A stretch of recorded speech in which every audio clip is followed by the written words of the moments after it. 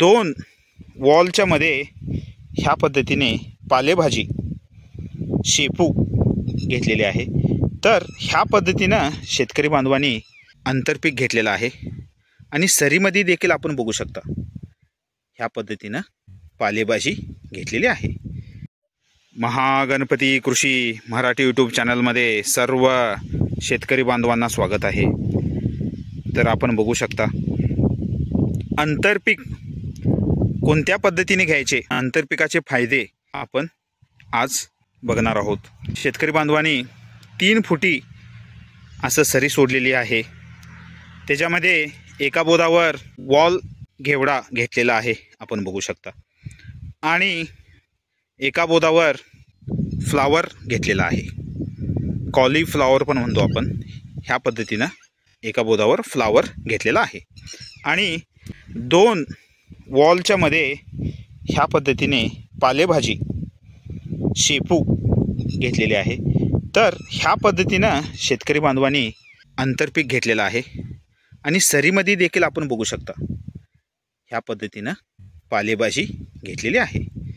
ह्या पद्धतीनं आपण जरा तर आंतरपीक व्यवस्थित घेतले तर आपल्याला खूप फायदा होऊ शकतो।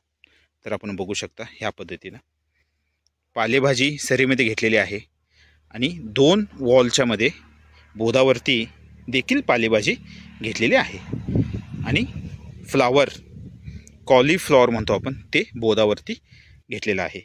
तर स्पेस युटिलायझेशन म्हणजे 2 पिकामधला जो अंतर आहे त्याचा योग्य पद्धतीने वापर हा शेतकरी बांधवांनी केलेला आहे। तर आपण देखील ह्या पद्धतीनं नवीन प्रयोग आपण करावेत आणि आपले उत्पन्न हे दुप्पट करून घ्यावे। तर आपण बघू शकता तर ह्या पद्धतीनं बोधावरती देखील पालेभाजी आहे, सरीमध्ये देखील पालेभाजी आहे आणि हा बोध आहे ह्याच्यावर फ्लावर आहे आणि त्यानंतर वॉल आहे, वॉल घेवडा आपण बघू शकता। तर ह्या पद्धतीनं शेतकरी बांधवांनी नियोजन केलेलं आहे। खूप छान पद्धतीनं हा प्लॉट आलेला आहे। तर आपण देखील नवीन प्रयोग करावेत आणि शेतीमध्ये आणि जास्तीत जास्त फायदा घ्यावा।